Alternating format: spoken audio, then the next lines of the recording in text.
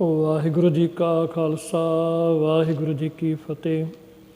ਗੁਰਮੁਖ ਪਿਆਰਿਓ, ਆਓ ਹਰ ਕੀਆਂ ਬਾਤਾਂ ਦੇ ਵਿੱਚ ਸਤਿਗੁਰੂ ਗੁਰੂ ਨਾਨਕ ਦੇਵ ਪਾਤਸ਼ਾਹ ਜੀ ਦੇ ਵੱਡੇ ਸਪੁੱਤਰ ਮਹਾਨ ਤਪਸਵੀ ਉਦਾਸੀਨ ਸੰਪਰਦਾ ਦੇ ਮੋਢੀ ਧੰਨ ਧੰਨ ਬਾਬਾ ਸ਼੍ਰੀ ਚੰਦ ਜੀ ਦੇ ਜੀਵਨ ਨੂੰ ਸਮਰਪਿਤ ਉਹਨਾਂ ਦੇ ਜੀਵਨ ਦੇ ਵਿੱਚੋਂ ਕੁਝ ਇੱਕ ਕਰਾਮਾਤਾਂ, ਕੁਝ ਇੱਕ ਝਲਕਾਂ, ਕੁਝ ਉਹਨਾਂ ਦੀਆਂ ਅਜ਼ਮਤਾਂ ਦੇ ਨਾਲ ਸਾਂਝ ਪਾਉਣ ਦਾ ਯਤਨ ਕਰੀਏ।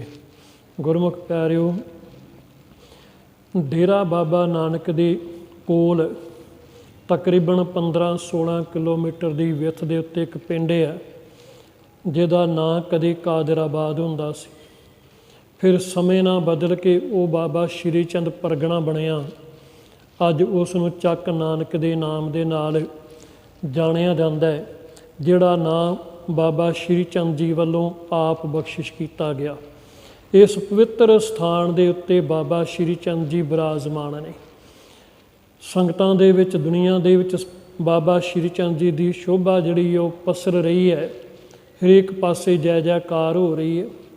ਇੰਨਾ ਹੀ ਸਮੇਂ ਦੇ ਵਿੱਚ ਲਾਹੌਰ ਦੇ ਬਾਦਸ਼ਾਹ ਜਹਾਂਗੀਰ, ਜਿਹੜਾ ਅੱਜ ਆਪਣੇ ਦਰਬਾਰ ਦੇ ਵਿੱਚ ਉਸ ਸਮੇਂ ਦੇ ਮਹਾਨ ਫਕੀਰ ਸਾਈਂ ਮੀਆਂ ਮੀਰ ਦੇ ਕੋਲ ਬੈਠਾ ਹੈ, ਵਿਚਾਰ ਚਲੀ ਅਤੇ ਗੁਰਮੁਖੋ ਜਿਹੋ ਜਿਹੇ ਮਨੁੱਖ ਦੇ ਕੋਲ ਕੋਈ ਬਹਿੰਦਾ ਉਹੋ ਜਿਹੀ ਵਿਚਾਰ ਉਹਦੇ ਨਾਲ ਚੱਲਣੀ ਕੁਦਰਤੀ ਹੈ। ਸਾਈਂ ਮੀਆਂ ਮੀਰ ਰੱਬ ਦਾ ਫਕੀਰ ਇੱਕ ਪਹੁੰਚਿਆ ਹੋਇਆ ਮਨੁੱਖ ਹੈ। ਜਦੋਂ ਗੱਲ ਚੱਲੀ ਅਤੇ ਗੱਲ ਚਲਦਿਆਂ ਇੱਧਰ ਤੱਕ ਪਹੁੰਚ ਗਈ ਕਿ ਸਤਿਗੁਰੂ ਗੁਰੂ ਨਾਨਕ ਪਾਤਸ਼ਾਹ ਜੀ ਦਾ ਵੱਡਾ ਪੁੱਤਰ ਬਾਬਾ ਸ਼੍ਰੀ ਚੰਦ ਜੀ ਇੱਕ ਮਹਾਨ ਤਪਸਵੀ ਨੇ, ਮਹਾਨ ਜੋਗੀ ਨੇ, ਮਹਾਨ ਰਿਸ਼ੀ ਨੇ, ਮਹਾਨ ਸੰਤ ਨੇ। ਉਹਨਾਂ ਦੇ ਅੰਦਰ ਉਸ ਅੱਲਾਹ ਤਾਲਾ ਦੀ ਬਖਸ਼ਿਸ਼ ਹੋਈ ਰਹਿਮਤ ਹੈ, ਉਹਨਾਂ ਦੇ ਕੋਲ ਅਜ਼ਮਤਾਂ ਨੇ। ਅਤੇ ਇਹ ਗੱਲਾਂ ਸੁਣ ਕੇ ਬਾਬਾ ਸ਼੍ਰੀ ਚੰਦ ਜੀ ਦੀਆਂ ਸਾਈਂ ਮੀਆਂ ਮੀਰ ਦੇ ਕੋਲੋਂ ਬਾਦਸ਼ਾਹ ਸ਼ਾਹਜਹਾਂ ਦੇ ਅੰਦਰ, ਜਹਾਂਗੀਰ ਦੇ ਅੰਦਰ ਜਿਹੜਾ ਇਹ ਸਵਾਲ ਪੈਦਾ ਹੋਇਆ, ਜਾਂ ਇਵੇਂ ਕਹੀਏ ਕਿ ਇੱਕ ਤਾਂਘ ਪੈਦਾ ਹੋਈ ਕਿ ਕਿਉਂ ਨਾ ਉਸ ਮਹਾਨ ਤਪਸਵੀ ਨੂੰ, ਜਿਹਦੀਆਂ ਸਿਫਤਾਂ ਸਾਈਂ ਮੀਆਂ ਮੀਰ ਵਰਗੇ ਪੁੱਜੇ ਹੋਏ ਫਕੀਰ ਵੀ ਕਰ ਰਹੇ, ਕਦੇ ਉਹਨਾਂ ਨੂੰ ਵੇਖਿਆ ਜਾਵੇ। ਅਤੇ ਜਿੰਨਾ ਚਿਰ ਵੇਖ ਨਹੀਂ ਲੈਂਦਾ ਉਹਨਾਂ ਚਿਰ ਮਨ ਮੰਨਣ ਨੂੰ ਤਿਆਰ ਵੀ ਨਹੀਂ ਹੈ। ਇਸ ਕਰਕੇ ਉਹਨੇ ਆਪਣੇ ਅਹਿਲਕਾਰਾਂ ਨੂੰ ਹੁਕਮ ਕੀਤਾ ਕਿ ਇੱਕ ਸੁੰਦਰ ਹਾਥੀ ਨੂੰ ਸਜਾ ਕੇ ਲਿਜਾਇਆ ਜਾਵੇ ਅਤੇ ਬਾਬਾ ਸ਼੍ਰੀ ਚੰਦ ਜੀ ਨੂੰ ਕਾਦਰਾਬਾਦ ਦੀ ਧਰਤੀ ਤੋਂ ਇਸ ਲਾਹੌਰ ਦੀ ਧਰਤੀ ਦੇ ਉੱਤੇ ਮੇਰੇ ਦਰਬਾਰ ਵਿੱਚ ਲਿਆਂਦਾ ਜਾਵੇ, ਮੈਂ ਉਹਨਾਂ ਨੂੰ ਤੱਕਣਾ। ਅਹਿਲਕਾਰਾਂ ਨੇ ਹੁਕਮ ਨੂੰ ਮੰਨਿਆ, ਹਾਥੀ ਲਿਆ, ਨਾਲ ਆਪ ਤੁਰੇ ਨੇ, ਮੰਜ਼ਿਲ ਕੱਟਦੇ ਹੋਏ ਕਾਦਰਾਬਾਦ ਦੀ ਧਰਤੀ 'ਤੇ ਪਹੁੰਚ ਗਏ। ਜਦੋਂ ਕਾਦਰਾਬਾਦ ਦੀ ਧਰਤੀ 'ਤੇ ਆਏ, ਸਾਹਮਣੇ ਬਾਬਾ ਸ਼੍ਰੀ ਚੰਦ ਜੀ ਬੈਠੇ ਨੇ, ਧੂਣਾ ਲੱਗਾ ਹੋਇਆ ਹੈ, ਕੋਲ ਭਾਈ ਕਮਲੀਆ ਜੀ ਬੈਠੇ ਹੋਏ ਨੇ, ਕੋਲ ਉਹਨਾਂ ਦੇ ਭਤੀਜਾ ਬਾਬਾ ਧਰਮ ਚੰਦ ਜੀ ਬੈਠੇ ਹੋਏ ਨੇ। ਕੁਝ ਸੰਗਤਾਂ ਜਿਹੜੀਆਂ ਮਹਾਂਪੁਰਸ਼ਾਂ ਦੇ ਬਚਨਾਂ ਨੂੰ ਸੁਣਨ ਵਾਸਤੇ ਬੈਠੀਆਂ ਹੋਈਆਂ ਨੇ। ਇਹ ਅਹਿਲਕਾਰ ਵੀ ਆਏ। ਇਹਨਾਂ ਨੇ ਆ ਕੇ ਨਮਸਕਾਰ ਕੀਤੀ ਅਤੇ ਹੱਥ ਜੋੜ ਕੇ ਆਖਿਆ ਕਿ ਐ ਰੱਬ ਦੇ ਪਿਆਰਿਓ, ਅਸੀਂ ਬਾਦਸ਼ਾਹ ਜਹਾਂਗੀਰ ਦੇ ਭੇਜੇ ਹੋਏ ਤੁਹਾਡੇ ਦਰਬਾਰ ਵਿੱਚ ਆਏ ਹਾਂ। ਉਹਨਾਂ ਦੇ ਮਨ ਦੀ ਚਾਹਤ ਇਹ ਹੈ ਕਿ ਤੁਸੀਂ ਲਾਹੌਰ ਦਰਬਾਰ ਵਿੱਚ ਆ ਕਰਕੇ ਉਹਨਾਂ ਨੂੰ ਦਰਸ਼ਨ ਦਿਓ। ਉਹ ਤੁਹਾਡੇ ਦੀਦਾਰ ਕਰਨਾ ਚਾਹੁੰਦੇ ਨੇ ਅਤੇ ਆਹ ਸਵਾਰੀ ਕਰਨ ਵਾਸਤੇ ਤੁਹਾਡੇ ਵਾਸਤੇ ਸੁੰਦਰ ਹਾਥੀ ਸਜਾ ਕੇ ਭੇਜਿਆ। ਬਾਬਾ ਸ਼੍ਰੀ ਚੰਦ ਜੀ ਨੇ ਉਹਨਾਂ ਅਹਿਲਕਾਰਾਂ ਵੱਲ ਤੱਕਿਆ ਅਤੇ ਨਾਲ ਆਖਿਆ ਕਿ ਭਾਈ, ਸਾਨੂੰ ਇਹ ਤੁਹਾਡਾ ਸੱਦਾ ਕਬੂਲ ਹੈ। ਤੁਸੀਂ ਇਵੇਂ ਕਰੋ ਕਿ ਤੁਸੀਂ ਚਲੇ ਜਾਓ, ਅਸੀਂ ਆ ਜਾਵਾਂਗੇ। ਕਹਿੰਦੇ ਇਹਨਾਂ ਅਹਿਲਕਾਰਾਂ ਨੇ ਆਖਿਆ ਕਿ ਨਹੀਂ, ਰੱਬ ਦੇ ਪਿਆਰਿਓ, ਖੁਦਾ ਦੇ ਪਿਆਰਿਓ, ਅਸੀਂ ਤੁਹਾਨੂੰ ਨਾਲ ਲੈ ਕੇ ਜਾਣਾ ਚਾਹੁੰਦੇ ਹਾਂ। ਬਾਦਸ਼ਾਹ ਦਾ ਹੁਕਮ ਹੈ, ਤੁਸੀਂ ਇਸ ਹਾਥੀ 'ਤੇ ਸਵਾਰੀ ਕਰੋ ਅਤੇ ਲਾਹੌਰ ਦੀ ਧਰਤੀ ਨੂੰ ਜਾਣਾ। ਬਾਬਾ ਸ਼੍ਰੀ ਚੰਦ ਜੀ ਨੇ ਮੁਸਕਰਾ ਕੇ ਆਖਿਆ, ਕਹਿੰਦੇ ਭਾਈ, ਸਾਨੂੰ ਨਹੀਂ ਲੱਗਦਾ ਕਿ ਤੁਹਾਡਾ ਇਹ ਹਾਥੀ ਸਾਡੇ ਭਾਰ ਨੂੰ ਚੁੱਕ ਕੇ ਤੁਰ ਸਕੇਗਾ, ਸਾਨੂੰ ਲਿਜਾਣ ਦੇ ਸਮਰੱਥ ਹੈ। ਕਹਿੰਦੇ ਹੁਣ ਅਹਿਲਕਾਰਾਂ ਨੇ ਬਾਬਾ ਸ਼੍ਰੀ ਚੰਦ ਵੱਲ ਵੀ ਵੇਖਿਆ, ਦੂਜੇ ਪਲ ਆਪਸ ਵਿੱਚ ਇੱਕ ਦੂਜੇ ਦੇ ਮੂੰਹ ਵੱਲ ਤੱਕ ਕੇ ਮਾਨੋ ਮਨ ਹੀ ਮਨ ਵਿੱਚ ਜਾਂ ਅੱਖਾਂ ਹੀ ਅੱਖਾਂ ਦੇ ਨਾਲ ਇੱਕ ਦੂਜੇ ਨੂੰ ਆਖ ਰਹੇ ਹੋਣ ਕਿ ਏਡਾ ਭੋਲਾ ਇਹ ਫਕੀਰ, ਏਡਾ ਭੋਲਾ ਇਹ ਸੰਤ, ਇਹਨਾਂ ਨੂੰ ਇਹ ਗਿਆਨ ਨਹੀਂ ਕਿ ਹਾਥੀ ਹੈ ਜਿਹਨੂੰ ਇਹਨਾਂ ਦਾ ਭਾਰ ਕੋਈ ਭਾਰ ਮਹਿਸੂਸ ਨਹੀਂ ਹੋਣਾ। ਇਹ ਤੇ ਇਹਨਾਂ ਦੇ ਸਾਥੀ ਤੇ ਇਹਨਾਂ ਦਾ ਸਮਾਨ ਵੀ ਇਹਨਾਂ ਤੇ ਲੱਦ ਦਿੱਤਾ ਜਾਵੇ ਤੇ ਹਾਥੀ ਨੂੰ ਕੋਈ ਭਾਰ ਮਹਿਸੂਸ ਨਹੀਂ ਹੋਵੇਗਾ। ਪਰ ਇਹ ਕਹਿ ਰਿਹਾ ਹਾਥੀ ਨੇ ਭਾਰ ਚੁੱਕ ਨਹੀਂ ਸਕਣਾ, ਸਾਨੂੰ ਲਿਜਾ ਨਹੀਂ ਸਕਣਾ। ਕਹਿੰਦੇ ਉਹਨਾਂ ਨੇ ਫਿਰ ਆਖਿਆ, ਕਹਿੰਦੇ ਰੱਬ ਦੇ ਪਿਆਰਿਓ, ਇਹ ਹਾਥੀ ਬਲ ਵਾਲਾ ਹੈ, ਤਾਕਤ ਵਾਲਾ ਹੈ, ਇਹਨੂੰ ਕਿਸੇ 2-4 ਇਨਸਾਨਾਂ ਦਾ ਭਾਰ ਕੁਝ ਭਾਰ ਨਹੀਂ ਹੁੰਦਾ।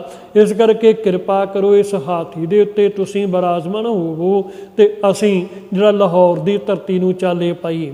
ਕਹਿੰਦੇ ਬਾਬਾ ਸ਼੍ਰੀ ਚੰਦ ਨੇ ਆਖਿਆ ਜੇ ਇਹੀ ਗੱਲ ਹੈ ਤੇ ਫਿਰ ਭਾਈ ਆਹ ਸਾਡੀ ਕੰਬਲੀ, ਸਾਡੀ ਲੋਈ ਚੁੱਕੋ, ਪਹਿਲਾਂ ਇਸ ਹਾਥੀ ਦੇ ਹੰਨੇ ਵਿੱਚ ਰੱਖ ਦੇਵੋ, ਫਿਰ ਅਸੀਂ ਵੀ ਬਹਿ ਜਾਵਾਂਗੇ। ਬਾਬਾ ਸ਼੍ਰੀ ਚੰਦ ਜੀ ਨੇ ਭਾਈ ਕਮਲਿਆ ਵੱਲ ਵੇਖਿਆ, ਉਹਨਾਂ ਨੇ ਹੁਕਮ ਦੀ ਤਾਮੀਲ ਕੀਤੀ, ਉਹ ਕੰਬਲੀ ਚੁੱਕੀ, ਉਹ ਲੋਈ ਚੁੱਕੀ, ਉਹਨਾਂ ਅਹਿਲਕਾਰਾਂ ਨੂੰ ਫੜਾ ਦਿੱਤੀ। ਜਦੋਂ ਅਹਿਲਕਾਰਾਂ ਨੇ ਉਹ ਲੋਈ ਫੜੀ ਹੈ, ਉਸ ਲੋਈ ਨੂੰ ਪਕੜ ਕੇ ਹਾਥੀ ਦੇ ਉੱਤੇ ਬੈਠੇ ਹੋਏ ਮਹਾਵਤ ਨੂੰ ਫੜਾ ਦਿੱਤੀ। ਉਹ ਮਹਾਵਤ ਨੇ ਲੋਈ ਚੁੱਕੀ ਤੇ ਹੰਨੇ ਦੇ ਵਿੱਚ ਰੱਖ ਦਿੱਤੀ।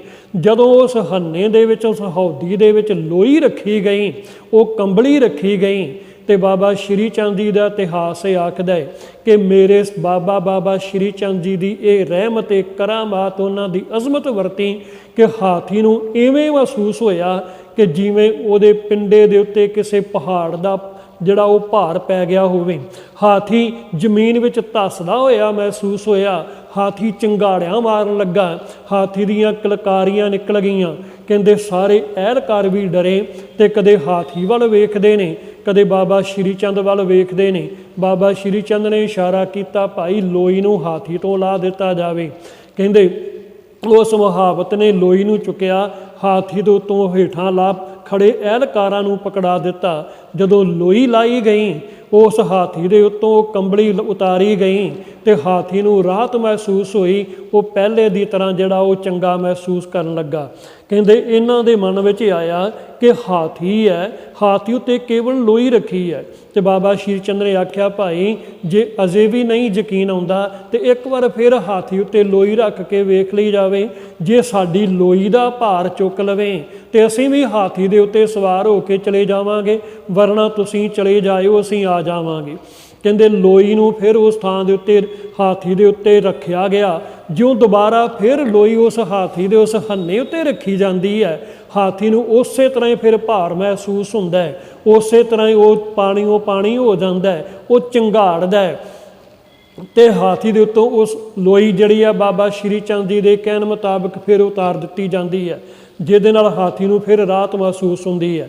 ਕਹਿੰਦੇ ਹੁਣ ਅਹਿਲਕਾਰਾਂ ਨੂੰ ਯਕੀਨ ਹੋ ਗਿਆ ਕਿ ਬਾਬਾ ਸ਼੍ਰੀ ਚੰਦ ਜੀ ਦੇ ਅੰਦਰ ਕੋਈ ਅਜ਼ਮਤ ਹੈ, ਕੋਈ ਕਰਾਮਾਤ ਹੈ, ਕੋਈ ਤਾਕਤ ਹੈ। ਇੱਕ ਐਵੇਂ ਜਿਹਾ ਸਾਧ ਨਹੀਂ ਜਿਹੜਾ ਕਹਿ ਰਿਹਾ ਸੀ ਕਿ ਹਾਥੀ ਨੇ ਸਾਡੇ ਭਾਰ ਨੂੰ ਚੁੱਕ ਨਹੀਂ ਸਕਣਾ। ਸੱਚ ਆਖਦੇ ਆ, ਕਹਿੰਦੇ ਉਹਨੇ ਚਰਨਾਂ ਤੇ ਢਹਿ ਕੇ ਗਲੇ ਆਖੀ ਕਿ ਆ ਬਾਬਾ ਜੀ ਅਸੀਂ ਖਾਲੀ ਇਸ ਥਾਂ ਤੋਂ ਚਲੇ ਜਾਈਏ, ਜਦੋਂ ਬਾਦਸ਼ਾਹ ਦੇ ਦਰਬਾਰ ਵਿੱਚ ਜਾਵਾਂਗੇ, ਜੋ ਬਾਦਸ਼ਾਹ ਨੇ ਇਸ ਗੱਲ ਨੂੰ ਕਬੂਲ ਨਹੀਂ ਕਰਨਾ ਕਿ ਹਾਥੀ ਜਿਹੜਾ ਇੱਕ ਲੋਈ ਨਾ ਚੁੱਕ ਸਕਿਆ ਹੋਵੇ।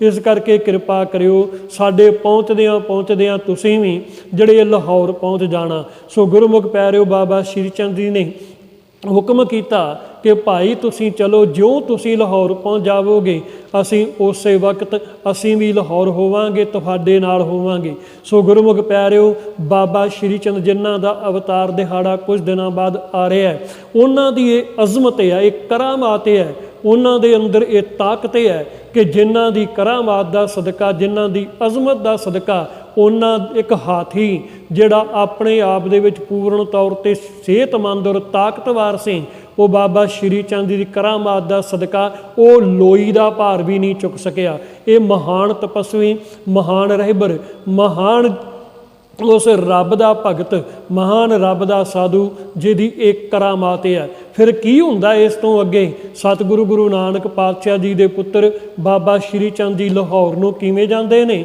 ਇਹਦੀ ਵਿਚਾਰ ਅਗਲੇ ਭਾਗ ਦੇ ਵਿੱਚ ਕਰਾਂਗੇ। ਇਹਨਾਂ ਕੁ ਬੇਨਤੀਆਂ ਕਬੂਲ ਕਰਿਓ। ਹੋਈਆਂ ਭੁੱਲਾਂ ਦੀ ਖਿਮਾ।